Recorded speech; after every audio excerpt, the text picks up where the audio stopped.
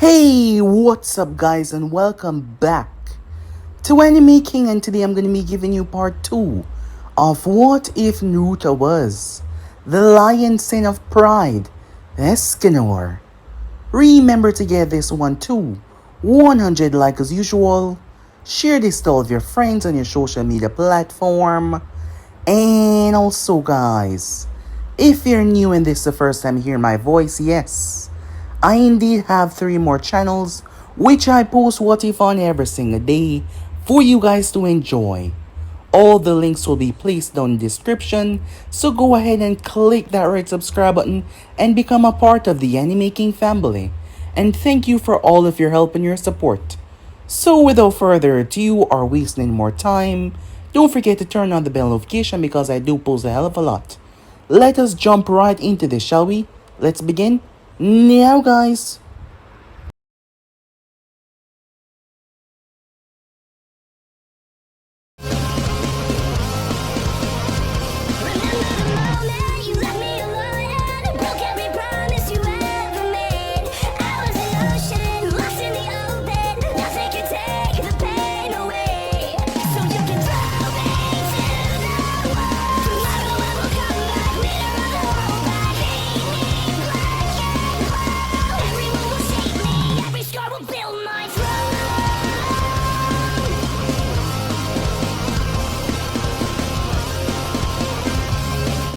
So, the last part that we left off, in the heart of chaos, in the heart of darkness after the Nine Tails laid waste to everything around it, something happened.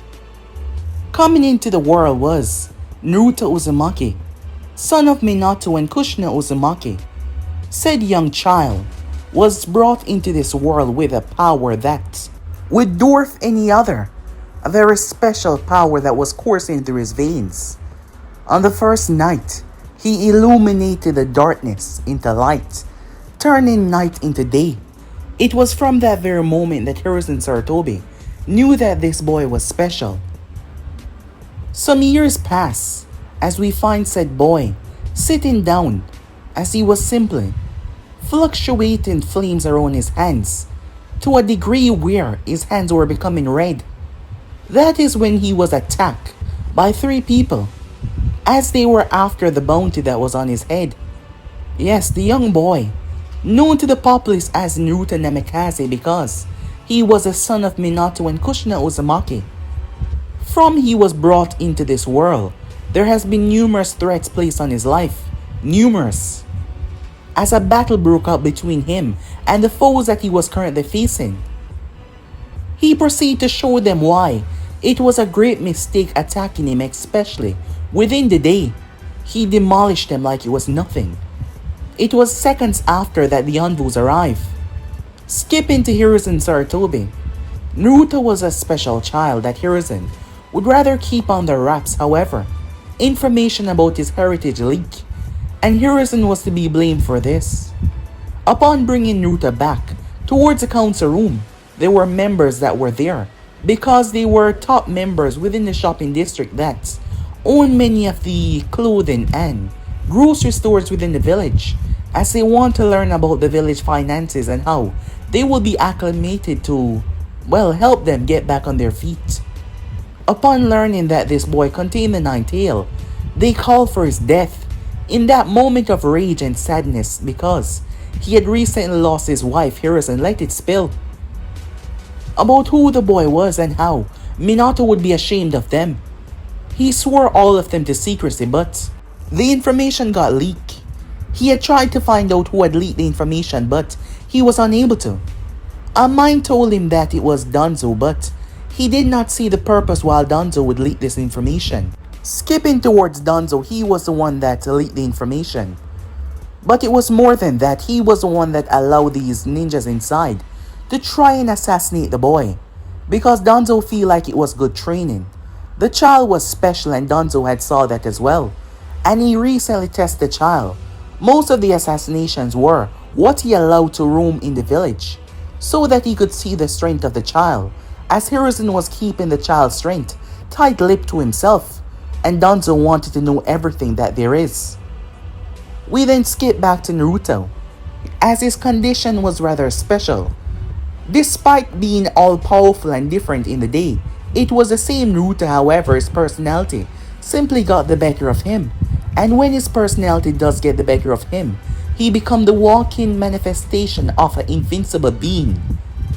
Personality-wise as well, as he did not like to take anything from anyone, especially enemies that he faced, because the most that he always did was simply pity them, never seeing them as a true threat at all. That is how he saw things. Yes, that was a sin of pride, Naruto. He was also training with Eugeo Uzuki. Eugeo was someone rather close to him. His mother had taken Eugeo on like a student, and she had looked up to her like a mom because Eugeo lost her mom when she was very young. Therefore, she saw Naruto as a younger brother, despite him being ridiculously tall for his age. Many around the village had believed that this was special treatment, but given that the boy's life was a constant state of threat, they had to take into account, as because of his last name, Naruto was placed on a pedestal. Many were expecting a lot from him, and also, many wanted to end his life. However, during the night, Naruto was different. He was more calm and more relaxed. He was also in contact with the nine-tailed fox. But the beast refused to tell him what happened that night, because Naruto's intellect allowed him to realize that something wasn't right, revolving around the nine-tail attacking the village. But the beast refused to tell him what was going on. But Naruto kept on hammering away at him to find out, and he would soon enough. Jiraiya the Sannin came to the village, as he helped specialize a weapon for Naruto. However, the weapon that Naruto had created, it seemed to mix with his son ability, and turn into something completely different. While it was still a powerful axe, it now bent to his will, as Naruto can call it as he see fit. He even gave it a name. A few years passed as finally, Naruto was placed under the guidance of Yamato to help him get some experience, because he needed it if he was going to be promoted on the field. So Naruto and Yamato was sent to back up Team 7. Fortunately though, they arrived just on the right time, as Yamato and Kakashi was taking on Zabuza. Naruto arrived. With one swing of his powerful axe, Naruto wiped away Haku Ice Dome like it was nothing. He then proceeded to make his way, as he proceeded to cut down Zabuza, who tried to cut him down. But Zabuza was no match against Naruto. He was a completely different beast, especially within the day. With that said and done, Gato and his men arrived, as Naruto wiped them all away as well, with a powerful sun attack, the cruel sun. As the people stood there in shock and awe, the man that has been antagonizing and harming them for the longest time now was finally dead, and it was all because of the Konoha ninjas. Sasuke was not too happy about this, him being the last Uchiha. While he pretended like he hated all the attention, he actually wanted people to see him as something great, and also give him things like training, but Naruto was receiving all of that quirks, and he did not like that, not in the slightest. So yeah guys, basically let's pull it off. You guys can switch across and play strict of yourself. So we jump right into this new episode. Let's begin. Now guys, we begin this episode with Yamato dashing from tree to tree. Yamato finally broke through the foliage. Upon arriving, he wasted no time as he sped off as fast as he possibly could, trying to make his way towards the destination. Yamato came to a stop as he glanced up to see a massive tall mountain. On top of that mountain, he could see the dark clouds that were gathering, as there was electricity coursing through them. As Yamato ran, he started to think about what led them here. This was Naruto's first solo mission. It has been 4 months and 2 weeks since their mission towards the Land of Wave. With the amount of experience that Yamato believed that Naruto collect, the child was a fast learner after all. After speaking with the Hokage, they decided to assign Naruto to his first mission. Of course Yamato would be going, however, he would not be intervening, not even once, but he would stand by and watch If things got too bad, then maybe he would step in, but his job was to stand by and watch, as Naruto was here to complete the mission. The mission was supposed to be a simple one. 3 men came from the village, known as Kademi Gold Mine. As they came to the Hokage requesting a mission, they wanted help to get rid of the rogue group that has invaded their village. As Naruto was sent out, Yamato closely behind. Yamato had watched the scenario for some time as he watches Naruto enter the village and sat at a little tea shop. A few hours went by, with Naruto simply roaming the village. Yamato was not sure what he was doing, but he stand by and watch. Unfortunately though, Yamato came across some rather daunting information. It turns out that this group of bandits is led by a very dangerous man. A very dangerous man. Raiga Kurasuke. He was a former member of the 7 Ninja Swordsmen. While Naruto was able to defeat Zabuza, that was after a long battle with Kakashi. While Yamato was not doubting his strength, the problem was, unlike most people who would survey the area and check their opponents and see what they had to offer, Naruto went straight for it all. Traveling towards the top of the mountain where Raiga was performing a ritual. Yamato had tried to get some information, but the people here were so petrified and so afraid because Raiga had a very sick tendency. He tended to bury his opponents alive and cry at their funerals. Yes, he was a truly psychotic man. He wasn't right in the head, it seems. The people were terrified of him as he refused to spill information. How Naruto find out, Yamato did not know. However, he had to make it up there as he saw multiple lightning strikes raining down on top of the mountain top as he dashed up there. Meanwhile that was going on, Raiga Kurasuke seemed to be losing his mind as he was not stable, not in the slightest. It wasn't because of his sick psychotic tendencies. It was a state that he was in because of one person. Naruto stood there, as calm as ever. Around him was several unconscious individuals, some of them dead. As the place was being ripped apart by lightning, there was a young boy near to Raiga who was no longer amongst the living. Raiga had dark green hair, dark eyes, as his clothing was ripped and torn and burnt as well. In both of his hands was the Kiba blades. The thunder, the lightning. Raiga started to pull it all towards him as he looked down at the corpse of the boy before he snapped his gaze back up to Naruto. "I'll kill you," he screamed, his eyes filled with red veins, his hands and entire body twitching as he started to pull on his very life essence. The amount of power that he was generating was nothing normal. But how did we arrive here? Flashback. It was supposed to be his first solo mission. Arrive into the village. The 3 guys that came to ask for the mission broke down. They apologized for tricking him. The group of bandits, as they phrase it, wasn't exactly what it really was. It turns out that they were more deadlier than expected. However, they did not expect the Hokage to send only 1 ninja. So that was their fault. They told him that he needed to head back and ask for assistance, but he turned them down, telling them that there was a reason why he was sent here alone. The overwhelming presence just from his words.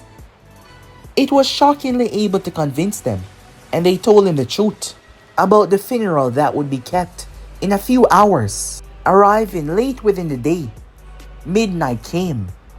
After midnight came, a few hours passed, and Naruto made his way straight up towards the top of the mountain. Upon arriving there, he found Raiga and his colleagues. Raiga was furious that he interrupted his process. "Who the hell are you?" Raiga said with tears in his eyes. There were 10 people there, all dressed in dark clothing, as if they were mourning the dead. Raiga's psychotic colleagues. Your tears seem rather genuine. However, what you are attempting to do is something rather horrendous. I can't allow you to go through with the process. Now move aside and allow me to free that one. Raiga slowly got to his feet. I'm gonna ask you once more. Who the hell are you? He said, rage in his tone this time. Naruto simply walked. Kill him, Raiga said. For his interruption he deserved no proper funeral, he said with rage, as he truly hated to be interrupted. All 10 of them snapped into action. The first to move was a kunoichi. She had a strange contraption on her arm that had senbon sticking out of it. She dashed towards him as she slashed Naruto several times. Appearing behind him, she smirked. It's over, she said. You seem to be under some misunderstanding. She froze. That your needles could pierce my skin. As she turned, standing there was Naruto, completely unharmed. His shirt was torn slightly, but it did not pierce his... Bam! She was hit right in the stomach. She crashed into the side of the thick slab of wall. For the courtesy of you being a kunoichi, I shall spare from hitting you in the face. Upon saying that, another guy dropped down with a massive mallet that was seemingly reinforced with chakra. However, Naruto turned and held his hand out. When it crashed on his hand, his legs broke into the ground, but his knees never bent. 2 others flashed to Naruto's side, wielding twin blades. They slashed to cut right through him. However, Naruto gripped into the mallet and yanked it, tearing a huge chunk out of it with his bare hands. He then turned and grabbed both of the blades. The guy with the mallet reached for a tonto blade from his side as he thrust forward. However, Naruto yanked the blades with enough force so their body could fly towards him as he grabbed them by their throat like it was nothing. He then slammed the 2 of them into the guy in front of him. His body crumbled and cracked upon itself with the amount of force that Naruto used as the 3 of them crumbled to the ground. Naruto looked up as all kind of jutsus started to rain down towards him. However, he simply held his hand out as his blade, blessed by the sun itself, flew. His mighty axe, as it was here, but not too far. Naruto caught it and swung. Every single technique was cut through, and several of the others were also sliced through as well, leaving one remaining. It was a guy. He looked mortified and shocked. Naruto simply walked by him. It seems I've wasted too much time, he said. However, the moment he said that, something ripped into his shoulder and zipped past him. Naruto looked toward his shoulder that was bleeding as Raiga reappeared behind him. Yet Naruto kept on walking. Raiga zipped past him again and slashed right into his side. But Naruto did not stop. Raiga performed this feat 5 more times. However, Naruto reached down and broke the coffin open with a fist. Inside was a woman, seemed to be in her late 40s, looking terrified and looking exhausted mentally as she almost ran out of oxygen. It is alright now. Behind you, she screamed. However, Naruto did not move as Raiga slashed right across his back. Head down the mountain. I shall handle the rest. Raiga came spinning around, trying to attack her, but Naruto caught the blade. Raiga looked towards Naruto surprised. However, he then smirked. Big mistake, he said. The blades erupted with lightning. Raiga jumped back as Naruto was enveloped in a massive electrical blast. Raiga stood there with a smirk on his face. before he looked down to the coffin, and that smirk changed into pure rage. "How could you," he said, crying to the sky. "You've interrupted my most sacred and dear process." He clenched his fists as he started to cry even more. "And now you lie dead, and I can't proceed to do the process on you. Under what misconception that you believe that weak lightning would have taken my life?" Raiga blinked in shock as Naruto's fists collided into him.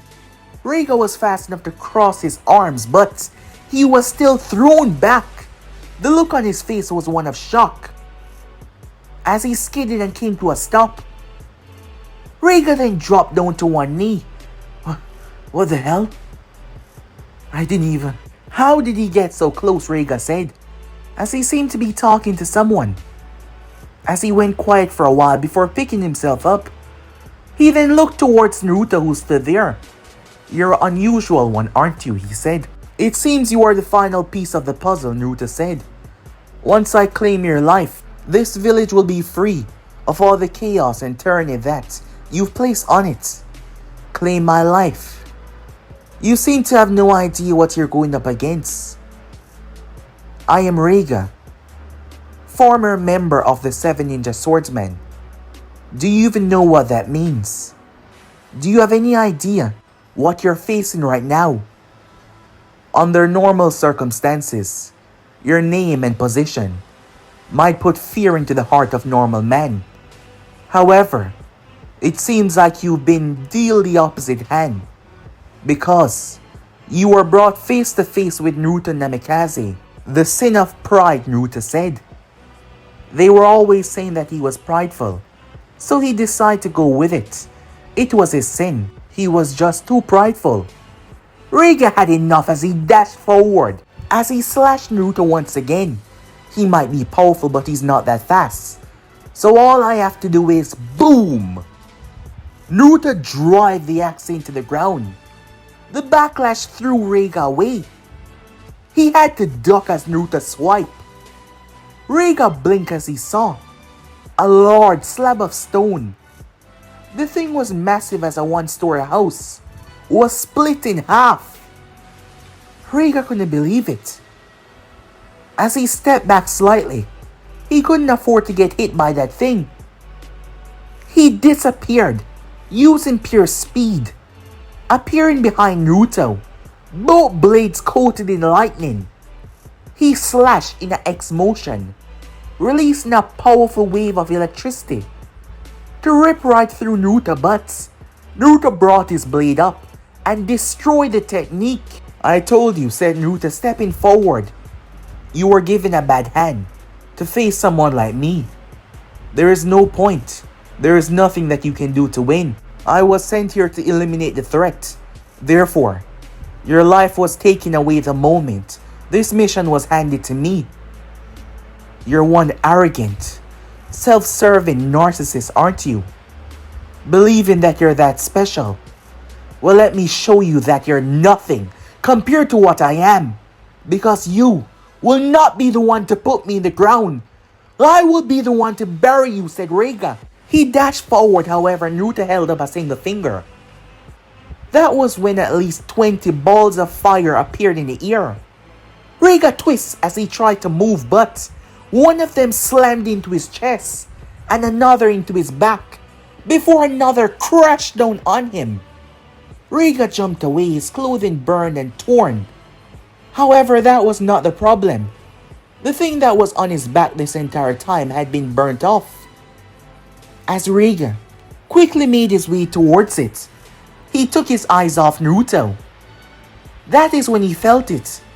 Stepping out of the small, what seemed to be a container that Raiga had on his back, well, not stepping to be more precise, more like crawling out, was a young boy. He had purple hair and red eyes.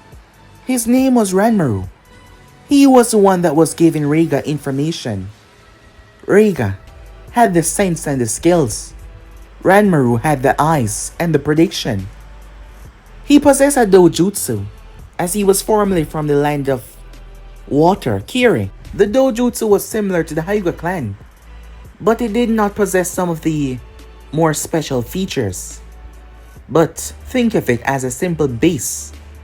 Younger generation of the Hyugas. Raiga heard Ranmaru shout as he turned. When he saw the slash of destruction raging towards him, and Ranmaru was in the path. He cursed to himself as he jumped, throwing himself in the way. A huge explosion went off. Raiga crashed on the side of the mountain. A nasty, terrible gash in his back. He was a mess. His whole body was messed up. Ranmaru had been protected. Raiga had pushed him away. However, Ranmaru was crying as he crawled over towards him. Ranmaru had a rather feeble state. His legs weren't working properly. Ranmaru felt it, Raiga was alive. In that moment, he performed the ultimate sacrifice. He gave all of his life force, a technique that could only be used by someone like him. It was because of the eyes that he possessed. As it flew into Raiga, the wound on his back started to heal because Raiga wasn't dead, just badly wounded. So that is how we ended up here, as Raiga was now losing his crap. Ranmaru was dead, and that was all his fault. All the clouds, they were pulled. The electricity from his core, from the clouds, from the environment. It was at that very moment Yamato arrived. Die, Raiga said. The attack was wide and all-encompassing. Yamato's eyes widened as he could not reach Naruto in time. The attack crashed down on Naruto with all of the might of a hurricane. Yamato had to slam his hand together, creating a massive wood-locking wall to protect himself. The bodies that were there, majority of them were vaporized. Everything on the top of the mountain was destroyed. The amount of chakra Raiga used was nothing normal. In his fit of rage, he just wanted one thing, and that was the utter destruction and death of Naruto Namikaze. That was all that he seeked. Raiga stood there as he took several deep breaths. And now you're dead. That's for Ranmaru, he said, as he slowly got to his full height. He turned, stepping towards the corpse of the young boy. However, the darkness started to evaporate. Light started to overcome it. Raiga looked up as he saw the clouds. They were being parted away, allowing the rays of the sunshine to shine down on them. I am dead. Who decided that? Raiga's eyes widened in shock as he snapped his gaze around. When the smoke and dust cleared, as Yamato dropped his guard, standing there, smoke whipping from his form was none other than Naruto Namikaze.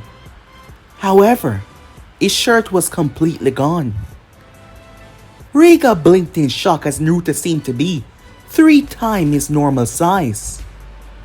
As the rays of the sunshine shined down upon him, a strange marking started to appear in his back. As Yamato could see it, it was a mark of a lion. As Naruto stepped forward, the smoke still whipping off him. As I told you before the match even began, you were dealt a bad hand because you were placed against me. That's impossible. How are you not dead? Said Raiga. There is no way you could have survived that. I guess your technique was just not strong enough.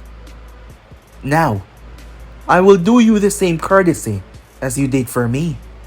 Naruto held his hand out as a miniature sun started to form before it started to get larger and larger. Raiga cursed as he looked down. He dropped down to one knee as he held the hand of Ranmaru. Fine, he said. I'm just gonna take you with me. Raiga started to supercharge his cells, pushing his body to the absolute limit. Naruto heard something as Yamato was shouting at him. He's accumulating all of his chakra in one point. He's going to take himself down and try to do the same with you. You have to get out of there. Now Yamato shouted. This would be unlike what Naruto had been able to survive before, as Raiga was pushing his chakra to the absolute limit. Something that you wouldn't survive. He was going to self-destruct. As my sensei, you should have more faith in me, Naruto said as his body started to be bathed with flames. As his gaze fell on Raiga, the attack in his hand got larger and larger. Naruto held his hand out. Cruel son, he said. Raiga released a primal scream, his final scream. The two attacks collided. Yamato's eyes went wide. This was perhaps something that Naruto could survive, but not him. Running through hand sign, Yamato pulled himself underground, hiding himself away as the entire mountaintop was gone, wiped away, sent into oblivion. Every single citizen of the village stood there as they gazed up towards the destruction. Every debris or anything that might have dropped on them was vaporized in a blast. It was all gone. It took a couple of minutes for it to finally die down, as Yamato pulled himself up. Looking around, Yamato saw nothing but smoke and dust. The mountaintop had dropped a couple of levels to the point where he could be near the houses. It was a shocking realization to how much power the colliding force was. He started to step into the smoke, trying to find Naruto, when he noticed something standing there as Naruto stepped out of the smoke. That is when Yamato noticed that the area in front of Naruto was untouched. That meant his attack was completely able to override Raiga's attack like it was nothing. As Naruto stood there, resting his mighty axe on his shoulder.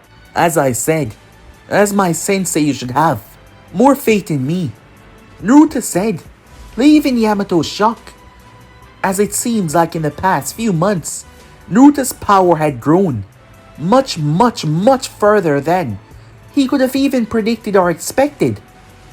Time skip. The village was free, no longer under the control of the Kurosaki. They were no longer bothered. They were so thankful. They cheered his name. Upon hearing the last name, one found it rather familiar to find out that he was a son of one of the Hokages of Konoha. However, they showed their proper respect by cheering his name and not calling him Namikaze. Returning back to the village, Yamato told Hiruzen everything regarding the mission, as it seems like Naruto's power had reached further heights than any of them could ever have expected. Time skip. Naruto broke through the foliage. The moment he did, someone spotted him. Sunshine! The person crashed right into him as they were hugging him. Long time no see, the person said. As Naruto glanced up, it was Uncle Midarashi. She was holding on to him. The Hokage did say that I would be having another guard here. Let me guess you're that guard, she said, with a smile on her face looking down towards him. I heard about the recent promotion. Nice going, she said. Just a couple of months of being a genin, and you're already a Chunin, she said to him. Naruto had been recently promoted after a solo mission, proving that he was able to secure and save the victim and defeat all of the opponents without causing any damage to anyone or the surrounding area, as the mission was a perfect success after all, as Hiruzen gave him the title of Chunin.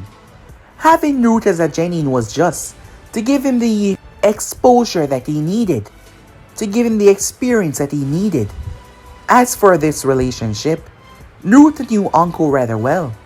He knew a few of UJO friends, as they had came by on many occasions.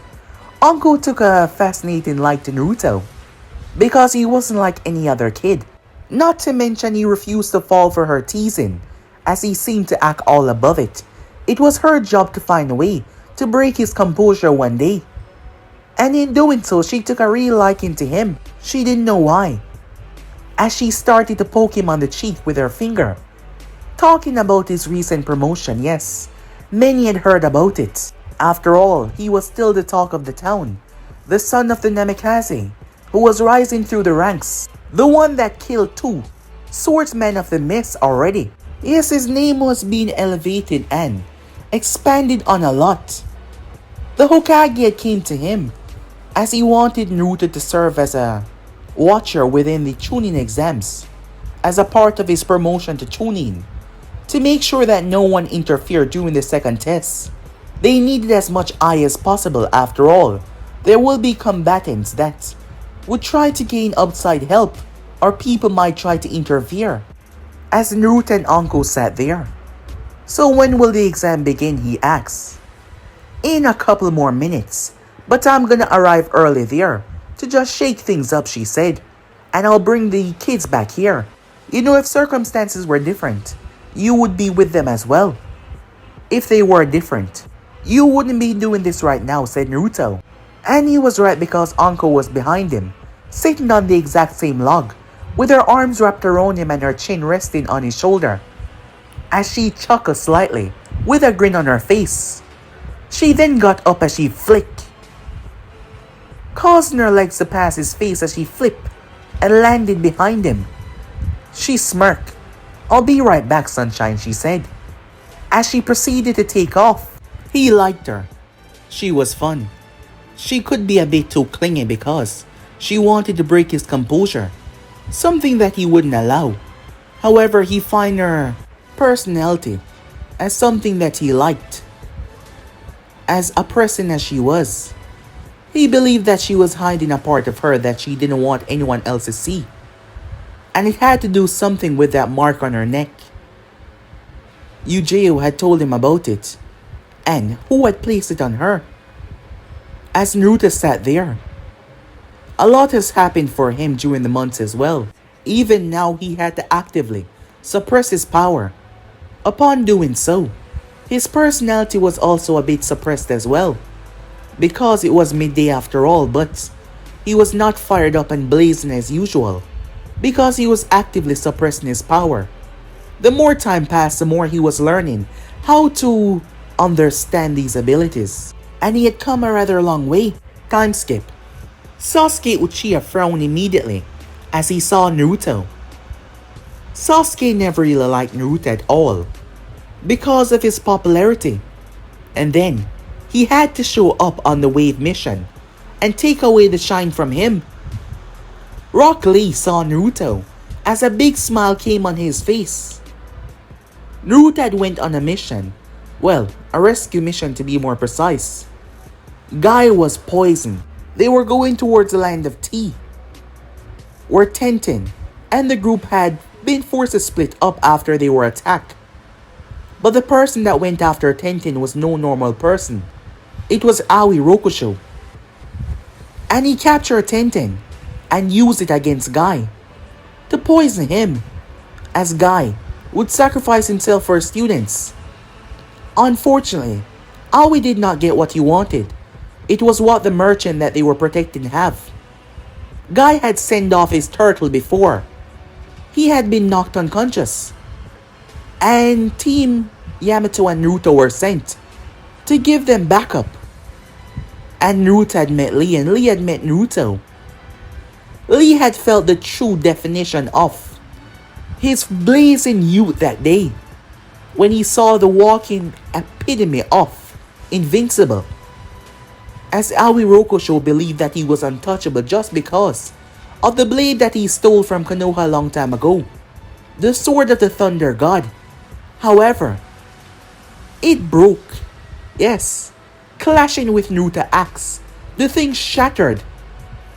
Lee shouted out, "My youthful comrade Naruto," he said, waving towards him.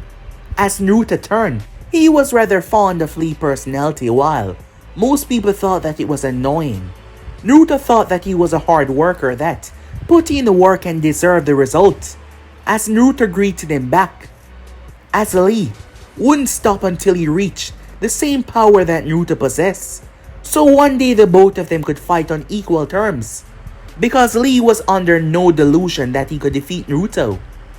From what he was able to witness, something like that was just not possible. Neji, on the other hand, he did not put much stocks into Naruto, as everyone seemed to be fawning over him, saying that he was special this and special that, living his life by a code in a way that it didn't deserve outside help to be focused on. Anko interrupted as she started to tell them about the second exam, as everyone was there. They started to discuss amongst each other who would get the scroll, as Anko started to speak to the Chunins that Naruto was a part of. They were going to enter the forest right now. It would be their job to be there but to not be seen. They were not to interrupt or to get involved. It doesn't matter what is going on. With the participants, the only reason they can get involved is if there was outside forces trying to manipulate the exams. After being told, they were all given the go-ahead. Anko gave Naruto a wink as he made his way inside. As Naruto was traveling through the forest, he came across a rather large bear. The massive creature looked down towards him, before turning and walked away. It seemed to sense danger. Who was the true king here? As Naruto made his way inside, time skip. A few hours passed by and the sun had went down. So far the first day was not anything special, as nothing had really happened, as Naruto had switched back, returning back to normal in a sense, majority of his personality within a day leaking away. Hopping from tree branch to tree branch, Naruto made his way. As the forest was pretty dark, he had came across several teams, but there was nothing noteworthy to speak of. He was wearing the Chunin vest, but even now, it had already stretched when his muscles stretched as well. Dressed in black pants, he was wearing a black shirt under the Chunin vest, with tight sleeves that were now shown as baggy, because his body had seemed to slim down slightly, but not too much noticeable. Making his way, that is when he felt it, a vile sensation.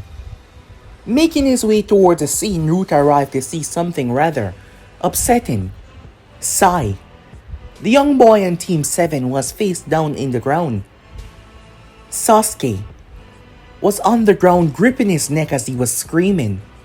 The only person that was standing was Sakura, and she wasn't doing so good, scruffed up as she was holding a kunai in her hand, but her entire body was trembling in fear. Naruto looked towards who they were facing when he saw the face. He was shocked. Having close ties with Jiraiya, Naruto knew exactly who this was, but what was he doing here? Without thinking or hesitation, Naruto took off, with the intention of saving Team 7 life. Blurring through hand sign in mid-air, Naruto took a deep breath, gathering the chakra in his lungs. Orochimaru snapped his gaze up as an inferno was bathed down towards him. The Sannin was able to get away, but the moment he did, 3 kunais were in his direction. Orochimaru twisted and turned, knocking one away that almost pierced his skull. That is when the ground broke open as 3 Naruto emerged. However, they were all holding explosive tags in their hand.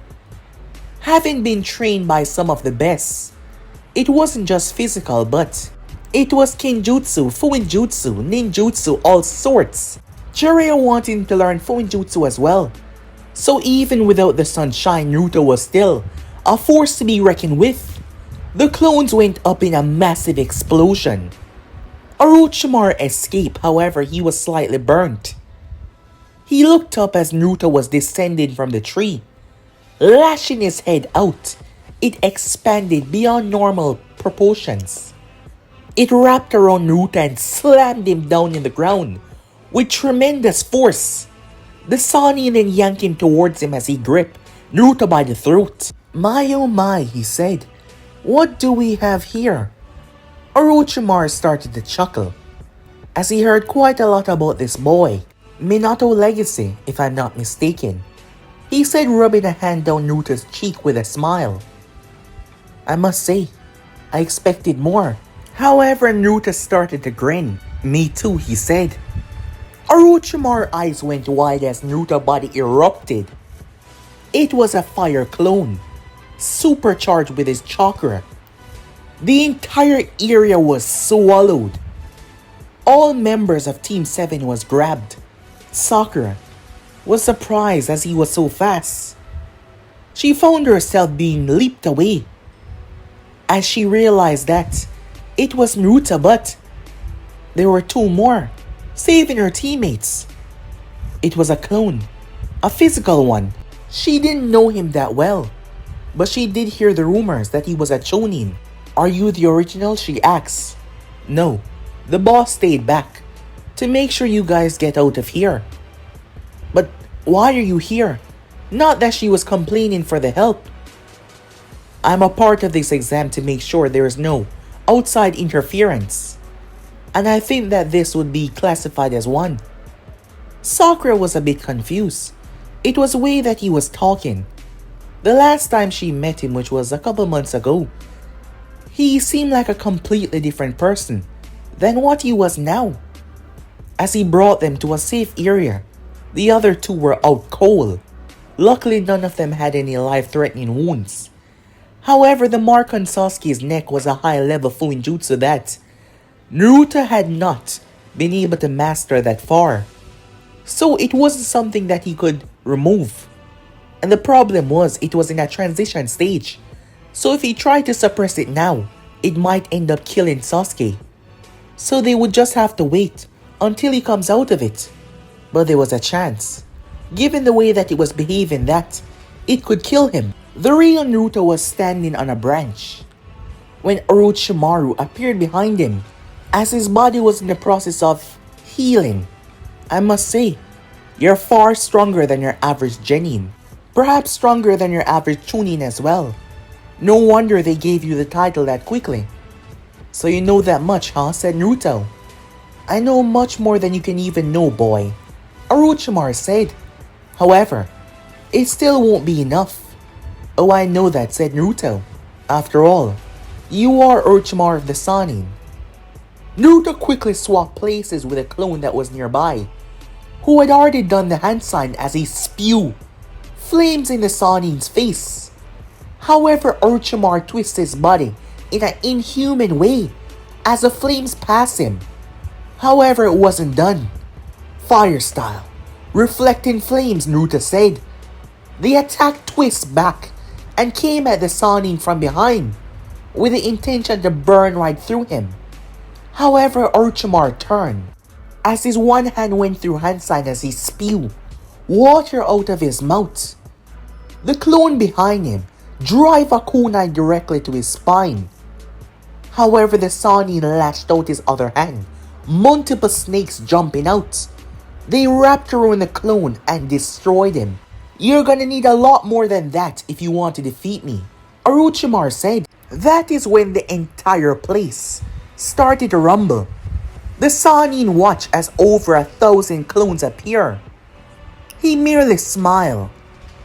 So that's it, huh? A simple distraction. He expected Naruto to run away as they all attack. As Orochimaru was in the process of wiping them away, two clones held their hands out.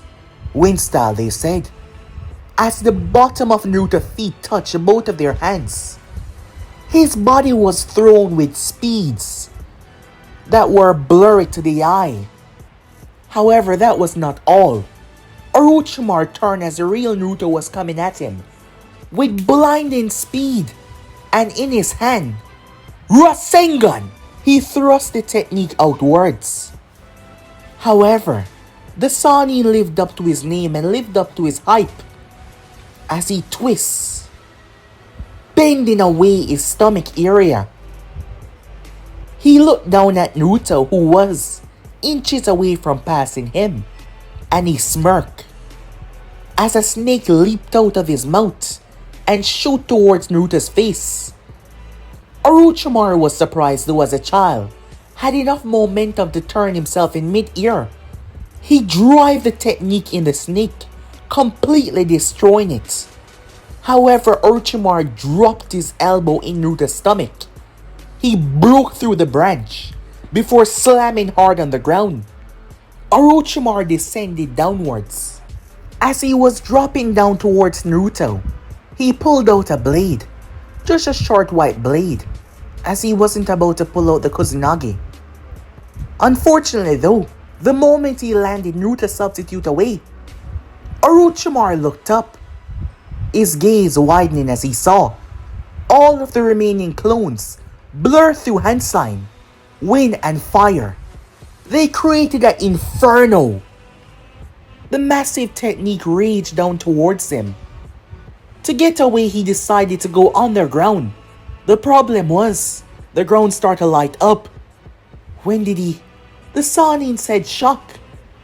Down below was explosive and above was an inferno. The Sanin was just now realizing that this child was much more smarter than he thought, and he underestimated him as Orochimaru blurred through hand sign within seconds. A quarter of the forest erupted, a brilliant light show. Everyone, it didn't matter where they were in the forest, was awoken by that. Uncle Midarashi, who didn't have the slightest idea of what was going on, was shaking off the tree branch as she was seated on. What the hell? She thought to herself, wondering which Chunin had enough firepower like that to cause that massive explosion, as she doubted that any of them had that amount of firepower. That wasn't normal for sure. Uncle radioed in towards the Chunin in the forest to check up on what was going on, as she was at the home base. As she got many responses, except for one from Naruto, as the earpiece had been broken during his clash with the Sanin, so he wasn't hearing anything from her. A moment of worry started to course through her, as she wondered.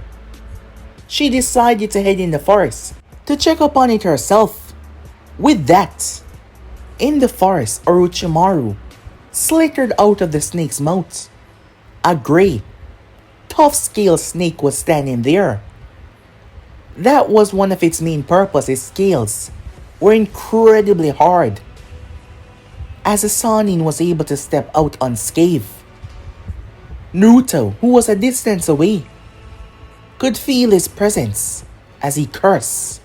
Given the amount of chakra to his clones to perform the technique, and the explosive tags and all the techniques that he's been using, it was dipping into his reserves. He had a lot of chakra, but still, as he could feel the drain on his chakra. However, he did not let that put him away.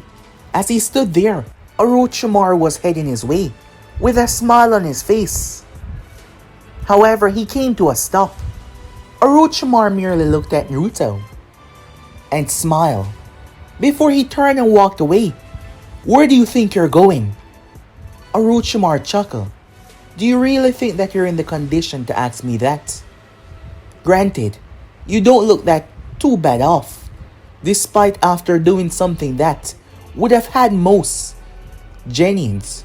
Well, Genins are not capable of that, but most Chunins and even Jonins passing out, and yet you stand still. I have to say, it's remarkable how much chakra you have. However, I have my reasons. So keep that in your mind, that the only reason why you're not dead is because I have my reasons. Orochimaru said, as Naruto glared at him. The Sanin merely chuckled as he made his way off. Using super speed, he vanished. As Naruto knew that, as strong as he was, in this form he could not defeat Orochimaru. The Sanin was just above him. He got Team 7 members somewhere safe. Unfortunately though, he had to leave them, as he could not interfere in the exams for too long. Good thing for her though, Sai awoken. Yes, Sasuke was still out, but Sai woke up, as Naruto was gone.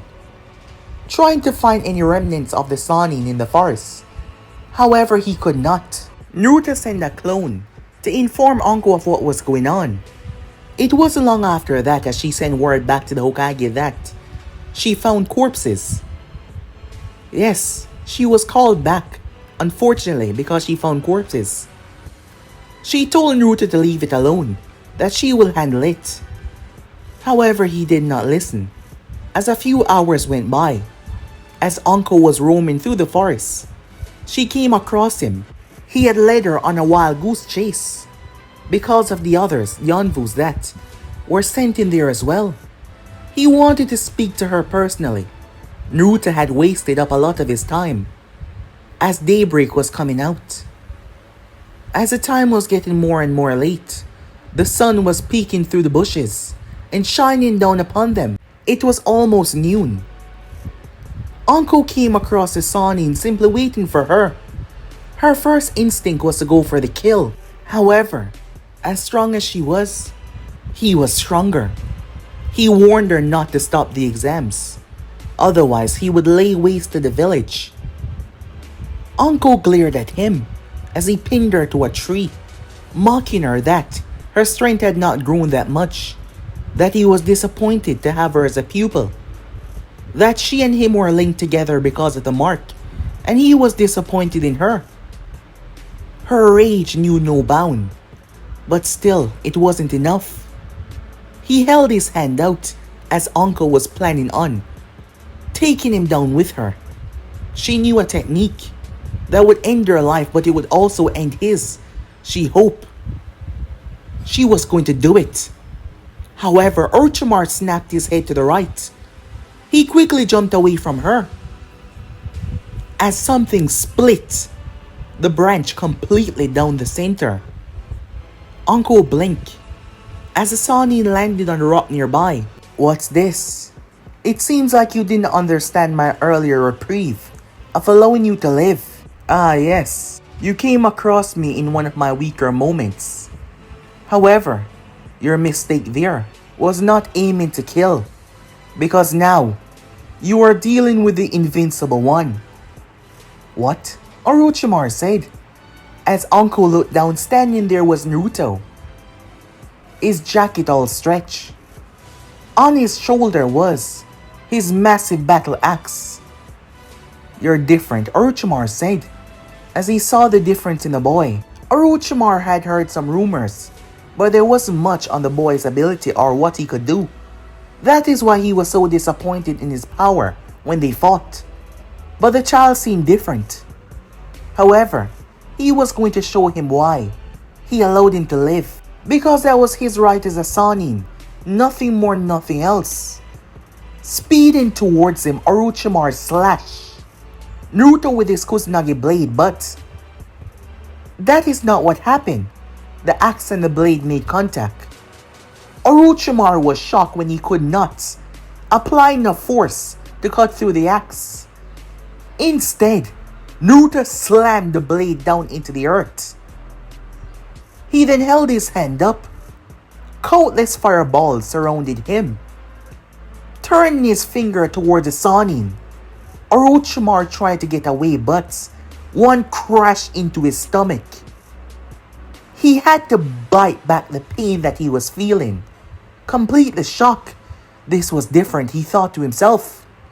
When Naruto completely split this section of the forest by simply dropping his axe, the trees behind the Sanin were obliterated, ripped to sunders. The shocked look on Orochimaru's face as he could not believe what he just witnessed by just one swing. His mistake though was taking his eyes off Naruto. As Naruto blitzed behind him, Orochimaru turned and jumped away. What the hell? He thought to himself as his right arm and right leg were completely sliced off. Before he could regenerate them, he was hit with 10 fireballs at once. The Sanin crashed into the ground, his body mutilated and burnt.